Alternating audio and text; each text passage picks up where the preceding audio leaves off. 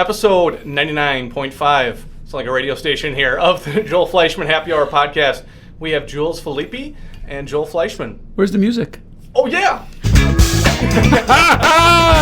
Cheers! Yeah, cheers! I'm like hanging on the tunes, Marcus. Love it. We're going to have to cut that up there. But he's like, where's the music? Oh, yeah. I love it. That's perfect. Yes, I agree. That's a cut. That is perfect. Well, thanks for having me back. We're taking a little takeover here again. Just getting in Joel's head, putting you on the hot seat again. A variety of topics. But I wanted to start actually with... Do you prefer Julie or Jules? That's a good question. I prefer Jules. That is what my friends and family call me. Okay, I am a Julie, but I've just always gone by Jules from friends and family, and it just stuck. Like one of my jobs, there was 3 Julies working, and we'd all get paged over the intercom. I'm like, I'll go by Jules, and that's just always been. I've called you Jules almost since day one, and you seem much more like a Jules than a Julie. Yeah, and I feel that too. Yeah, and then we have a couple Julies here that get called Jules too, so I react, and it's great. I love when it. I type in an email and I see Julie Freund and I see Julie, I'm like, no, you're a Jewel. Yeah. Julie Freund seems like Julie Freund. Julie Korth seems like Julie Korth. Jules seems like Jules. For sure. Jules. Okay, I cool. love it. So I want to start off with talking about students, actually, because we're getting to the end of the school year. We have our scholarship program here, which I love. You know, it's not just that we take care of our own team members, but we take care of their families. And I'm reading through scholarship applications. I'm thinking about these college students heading back to school or going to college for the first time or going back. And, they might be watching this. We have interns coming this summer, all of that. I'd love to know, if you could go back, or what would, you tell your younger self preparing yourself to go to college for the first time? Go for it. Yeah. Freaking go for it. All of it. Ask her out. Yes. Oh. Walk up and ask her out. She's not Yeah. that.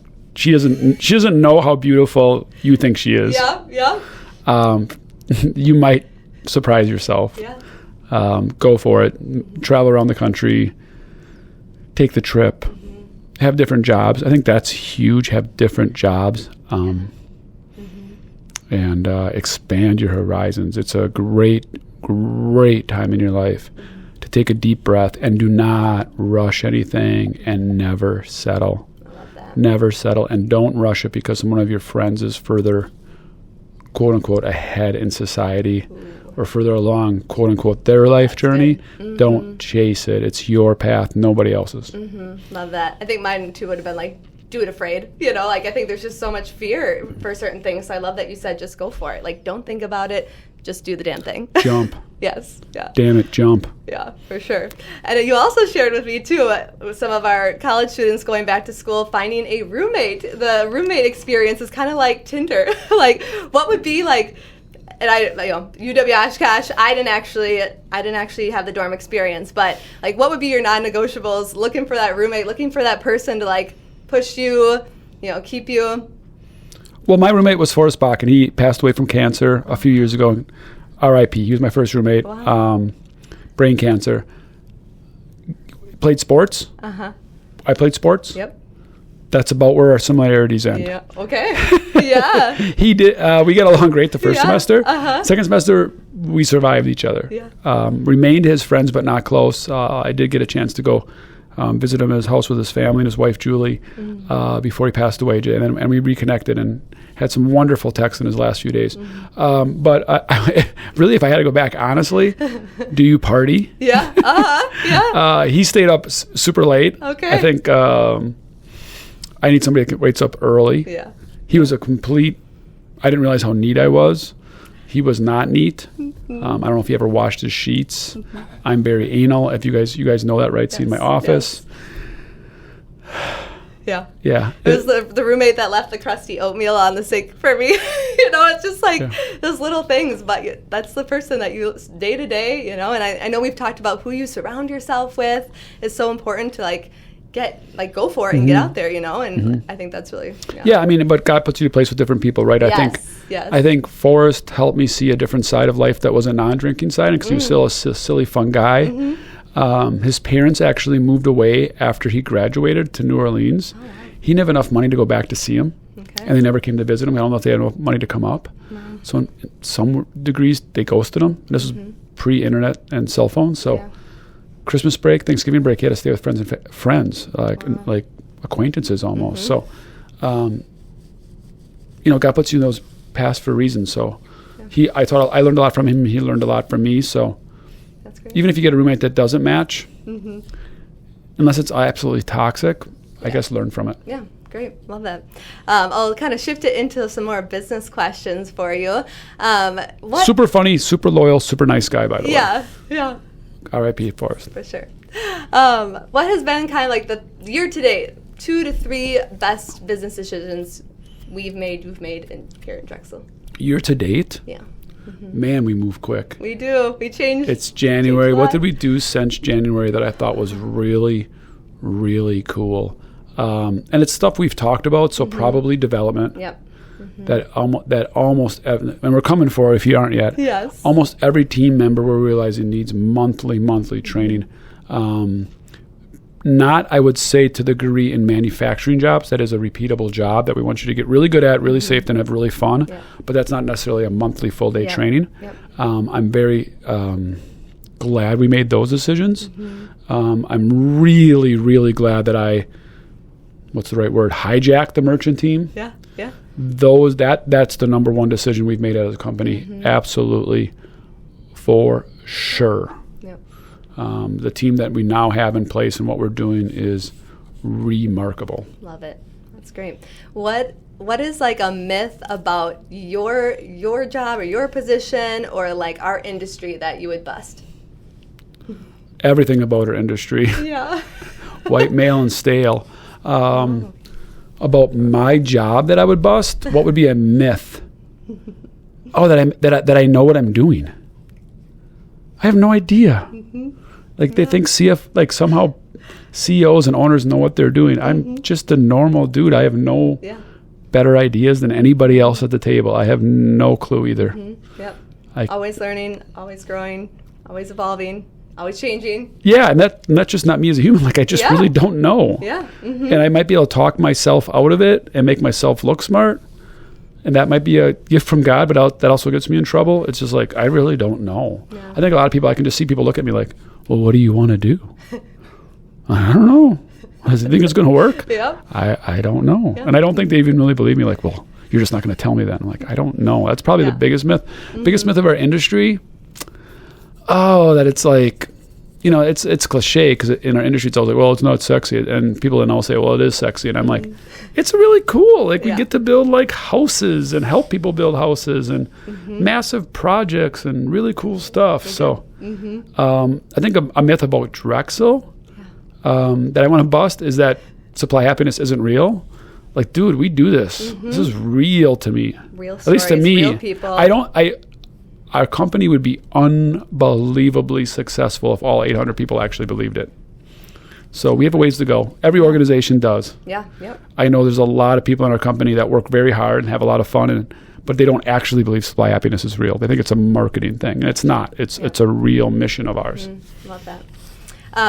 Going back to not knowing everything, like when you get stuck, like who do you go to? Like who's your mentor? Who's somebody that brings you out?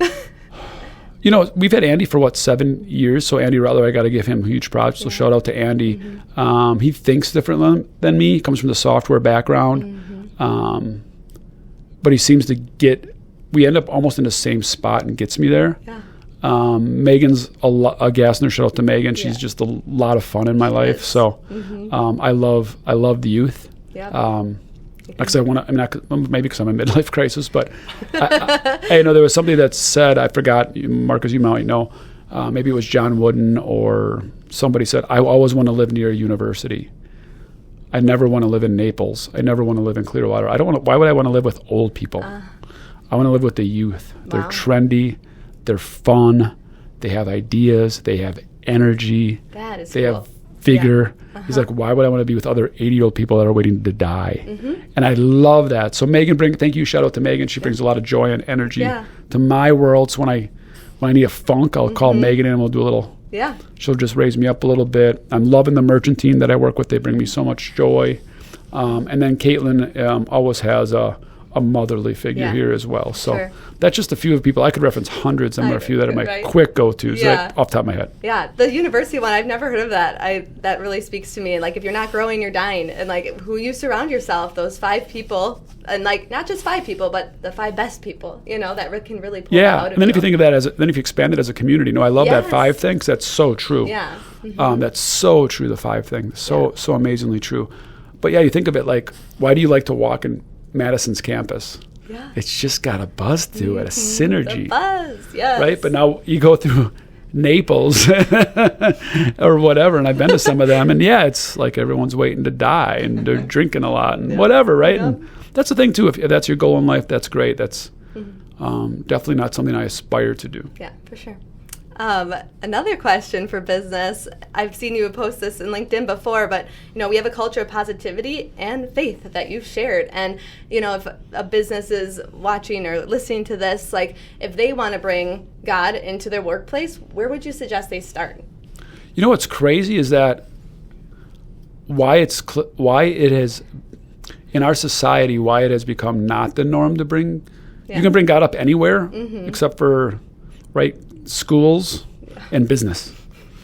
Or maybe you can't even bring up God anywhere. That's really sad, right? Right. Like, if you want to bring it up, it's your business, bring it up. Yeah. I don't know why that isn't. And I think probably reading a few books, what's Hobby Lobby would be a good book to read. I've read that book. Okay. A few people, it says it in the Bible, which, whatever, you got to be tricky with using words in the Bible. Yeah. It says, the more you give, the more you get. And I do feel the more we bring up God here, the more things seem to work out here. But it's what I believe in, so why wouldn't you bring his name up? I don't know why you would be afraid of that. So if somebody's afraid of it, don't be. Yeah. I'm going to lose customers, and it's like, I don't think you are.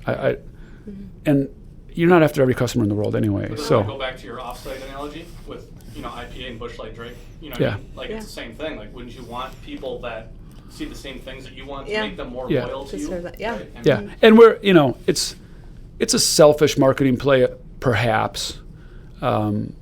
Our avatar, as Jules says, our avatar, right? So if you Yeah. really listen to a lot of business podcasts and really get into that world and be really trendy, and avatar simply means who is your exact customer, Yes. down to what they look like, right? Like, literally Yes. make them into a character, Yes. and then you're always talking to a 45-year-old mom that is divorced with 3 kids, and, like, the more detailed you can get, the better, right? Yes. She has, what color hair does she have? Does she have glasses? You're supposed to do this You got it. process, right? But our avatar is a local builder Yeah. here in Wisconsin, and most of the local builders here in Wisconsin I know are badass dudes that believe in God and love country music and sling some Busch Light and are conservative. Yeah. So that's happened. That's a lot what I believe in too. Yeah. So when I speak to my avatar, I'm speaking to those dudes. Yeah. Shout out to all yeah, you. for sure. That's great. Right, and, No, and the thank more it seems like the more I embrace it, the more they're like, "Hell yeah, Joel, keep preaching." And I think where that came to light probably the most, and I believed in it, but they gave me power too. The avatars did, the builders did, was the COVID thing. Yep. And I was like, "We ain't doing vaccines, we ain't masking up. Yeah. I don't believe in it." And the more bold I was, the more the builders were like, I'd see them at a bar, they'd be like, "Hell yeah, I love what you're doing, keep doing it," right? And yeah, maybe we offended a few of them, but they're probably not our avatar. Yeah, exactly. Yeah. So it does. It's not selfish, but Yeah. it does work well for our customer base. Yeah. And coming, here, I haven't personally America. experienced that at a previous employer. So, like, I really appreciate it. So I just wanted to ask that for sure. Okay, so from here, I want to ask about core value. Can I take one backstory? Yeah, take it back. about God. So I public speak. Yes. Not to like people, but I've spoken in front of hundreds of people. I'm really not nervous. I don't know if I'm any good, but I kind of have a knack to do that, And it's always kind of been a little bit innate with me. Not totally. I've had a lot of experience that helps mostly. Best way to expand your comfort zone is to be afraid, right? Yeah. You mentioned that, but I was at the Osthoff and I was speaking in front of I think it was 500 people, and I remember being in my room, really hungover, but also in my room, and I was like, I had anxiety, like my heart was beating, like not panic attack, but like anxiety, like butterflies. Yep. heavy butterflies. And I'm a prayer. I'm a God guy, right? So I'm like, okay, I'm praying, and I'm like, and it just, when you pray enough, I think you kind of start building up your connection with God a little better. Like the portal opens, if you will, right? Yeah. It's like any friendship, right? Yeah. It's a friendship with God. So I kind of was like, got a whisper of the Holy Spirit, and it was like, okay, I get it. Yeah. So I'm like, I'll bring your name up.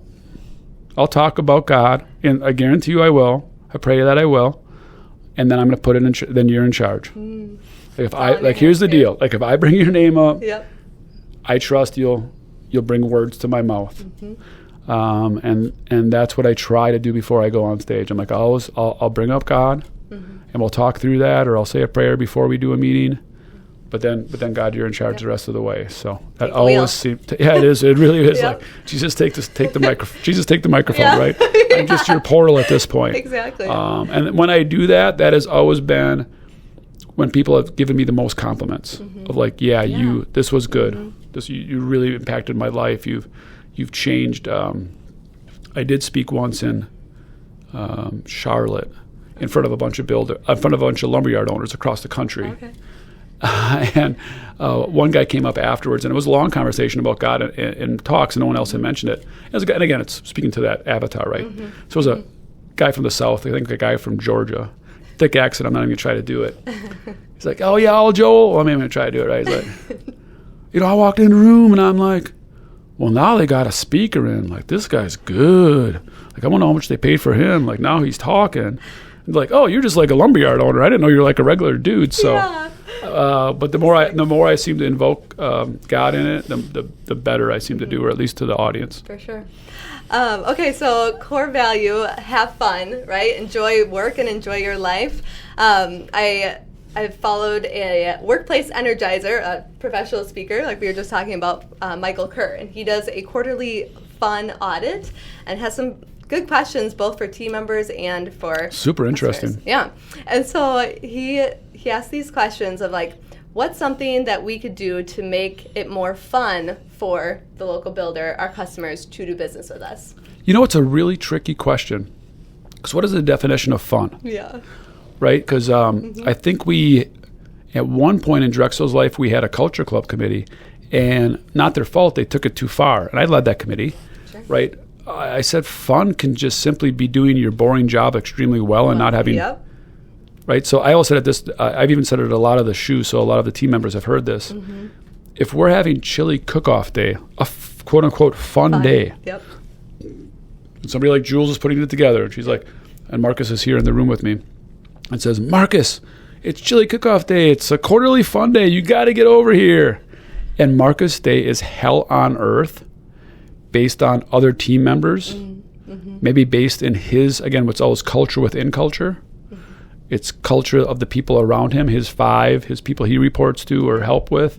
And maybe somebody just chewed his ass out, or maybe somebody gave him misclear directions, or somebody gave him horrible information, or somebody blamed him for something he didn't do.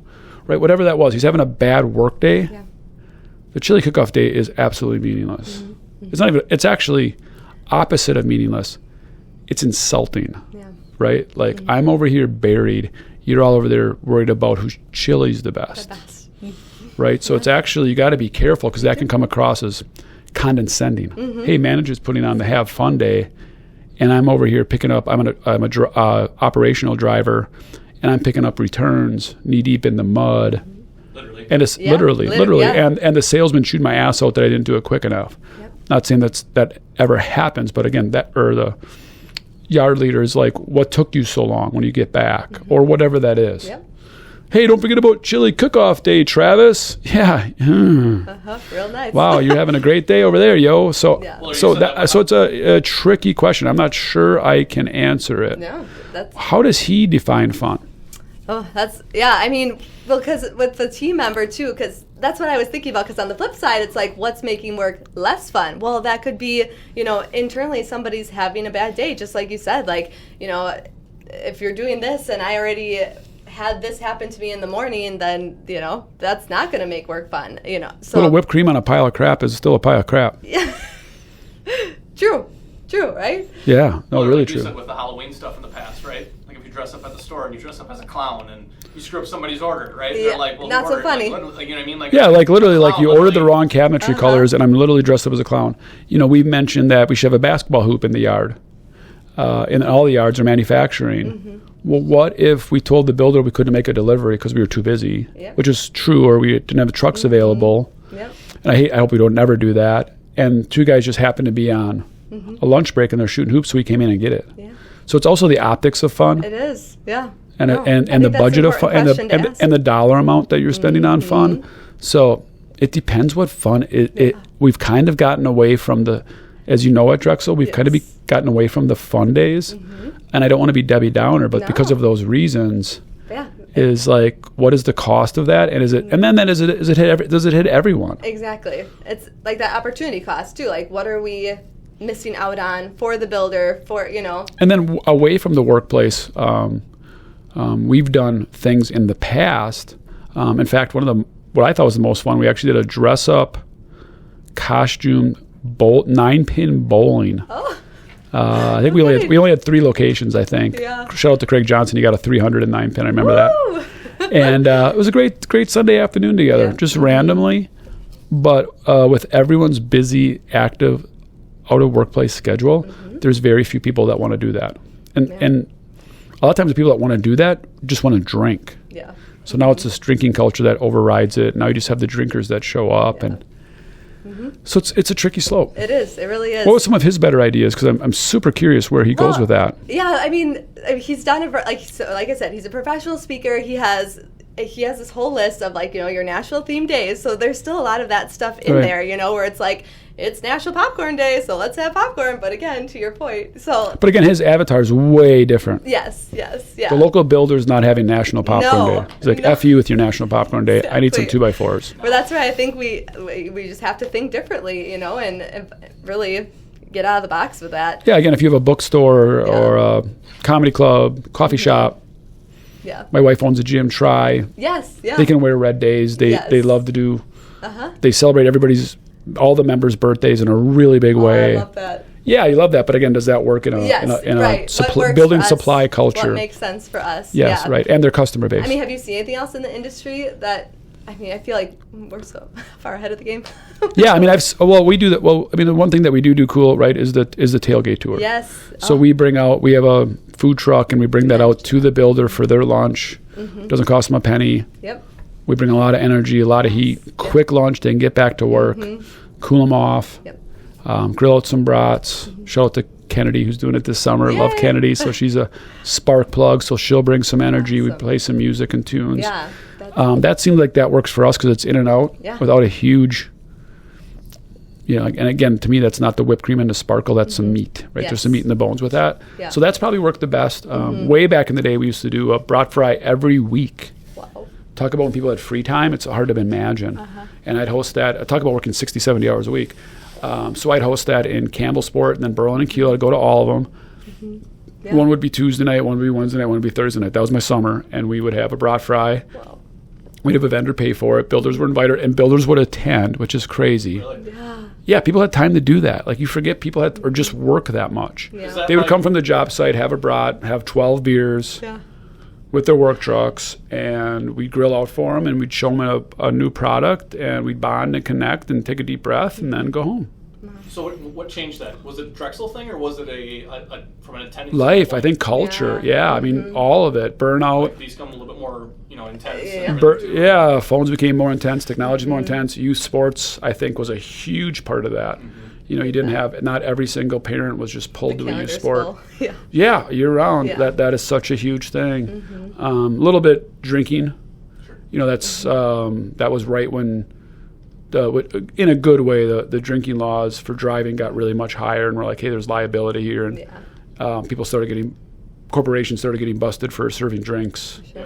and being held liable. So insurance and attendance started to spike down, and Yeah. what are we really doing here?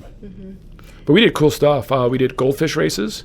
Do you know what that is? I do not. You have a 20-foot gutter. You put a goldfish on each end. You let it go, and you can blow, clap, scream, whatever you can do, but you can't touch the goldfish. We did that. We did Wow. we did power sander racers. That was big in our industry. So you have a power sander, and you just let it go and see how far it can go. We did throw the pie contest, which is throw a pie on like Tim Lindsley. You could ask Julie Korth about this, because I remember her and Julie Korth, and I believe EB went at it. We rented out a boxing ring,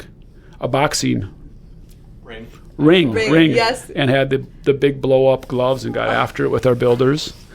We did some really, really fun stuff on that weekly stuff that I came up with. So for sure. All took a lot of work. I'm sure I could think of even more as we talk, but we'll move on. Yeah. That's enough. I mean, from the outside looking in, before I started with Drexel, like the tailgate tours, like all the fun, like it really drew me in. That's and I awesome. think that we got creative with it for sure. So, I want to ask about podcasting. You're coming into episode 100, which is sliding amazing. in. This is 99.5. 99.5. Never before in the history of podcasts has it been there 99.5. We make we're our sliding own rules. in. Yeah. And so, first of all, amazing milestone there. What do you love about podcasting? Like, what has this been like for you since you started? It's nice to just sit down and talk to people. Mm-hmm. Yeah. It's like it isn't for me no different than having a beer, and it's because it's impossible for me to have 800 conversations a day, a year, with our 800 team members and our thousands of customers. So even if this just reaches one or two people that don't get to talk to me a lot anymore or ever, the core value is a connection, right? I still think this is a lot of good communication, good connection. So I do love it in that way. So really getting to talk to people. We learn more about them, right, Marcus? Yeah, well, it's really weird. It's intimate, even though it's being taped. I agree with that. Well, and I said, or broadcast. I actually talked downstairs in Blue Door to Jordan Carlton, Sam Schlosser at lunch today, and I said, I feel like everybody should have either a podcast or a blog. Yeah. Just to get your thoughts on journaling. Yeah. Journaling. See, I have joelfleischman.com. Yep. Before the podcast, I used to blog all the time just to get my thoughts out. I didn't give a crap if one person read it. I think that's where you're going with it, right? Well, I told Jordan, Jordan and Sam are so close and been so close. I said, you guys could come up with a podcast, come up with some detailed questions. You're going to learn a lot about each other that you've never even touched on before. Yeah. Even people you think you know so well. Yep. It's interesting. One thing that really drew me to it too, so many people can think it's so saturated. There's so many podcasts out there, whatever. But you own it. Like, it's not like social media where Instagram and Facebook could be gone by tomorrow and you lose everything. Where it's really cool that this lives beyond us. Like, somebody else is going to be listening to our episodes. Or not. I mean, I thought that about DVDs and VCR tapes too, right? And MP3 players, right? Yeah. And LimeWire. I don't know where any of that shit is right now. And so recording, I was like, okay, I'm literally hijacking this on my tape, so I'll be able to play this tape forever. It's going to be epic. So I don't know. All of a sudden, YouTube's just going to disappear. And it's like, what happened to all those pods? I think you're right, Jules, but we got to be careful with that. That's true. That is true. And I think, like you said, the conversations, especially when you're interviewing, hearing people's stories, just being able to share that, I think was great. My next question is, though, are there any plans to write a book someday for you? I have an English degree. I'm a podcaster. Maybe I have a unique story. Right now, I am not drawn to write a book. In fact, Bradley Hartman, shout out to Bradley, great guy, one of our biggest sales consultants in the industry. We kind of had a deal that he was going to write a book on the offsite process and how he scaled out offsite and just get to know us and maybe journal once a week. But right now, I have no intention of writing a book. I'm not sure why, but also right now I'm very internal. So that may change, but shout out to my friend Kevin Hancock. He's the opposite. Okay. So Hancock Lumber out in Maine, he's everywhere. He's doing public speaking. He's trying to change the world. He's writing books, writing several books, and he still owns Hancock Lumber, where I'm more like, I have so much to work with here and internally, and Mother Teresa changed the world in small ways. I'm so much more focused on that right now. Yes. And I keep saying right now because that could change in a heartbeat. I feel maybe that might be something in the future, but I right now I can't even fathom that. I do love, though. Just got to go sidebar. Yeah. I love that you can hire somebody to write a book for a grandfather or grandmother, and they'll interview you 6 or 7 times, and then they write your story. I'm like, I effing love that. I got that. Yeah, they'll just call, they'll do this thing, right? Conference call with your grandpa. Let's say you just want to and they just interview him, right? They ask all the right questions and they formulate the book. I mean, I'm sure it's somewhat templated. Yeah, but still, you get the book. Yeah, I actually got that as a gift for it's slightly different, but for my mom for Christmas, my sister and I went in on it. It's called Storyworth, and they send you an email every week. So it's an email instead of a phone call, yes, right? Yeah, right. And then they answer it, and I learned stuff about my mom that I never knew. Like when she worked at the restaurant. No, they're gonna tie that into a book. Yep, and then they print it and then send it to you. And they have printed it. And you it? could add, not yet because it was just finishing at the end. Oh, but you're reading the emails, or how are you learning? I actually do get to read the emails when she responds. I had to bump her a couple of times because I was like, "You're missing a couple questions. You make sure you finish those." Okay. And then, but you wouldn't have to get that. You could keep it all. Yeah. They wouldn't have to share that with you. Yeah, exactly. Yeah. So I love that. Like, yeah, same. There's several out there. Storyworth. I can't think of the other ones, but you can Google it for sure. And I'm sure there's different levels, right? Where it's like phone call, email, or like in person or something. Yeah, for sure. And you add images. Then I assume you apply any images. In there. Yep. Sounds so cool. It Talk does. About again, I'm a book guy. There. That's forever, right? There's your family. That legacy. Better than a family tree. Yeah, and it lives on. And it's hard to interview your own parent. You don't know what to ask. I know. You don't know how much open they're going to be. Cool stuff. Brendan Bouchard did an interview with his dad when he was dying. And he has the interview out there. You can just Google it.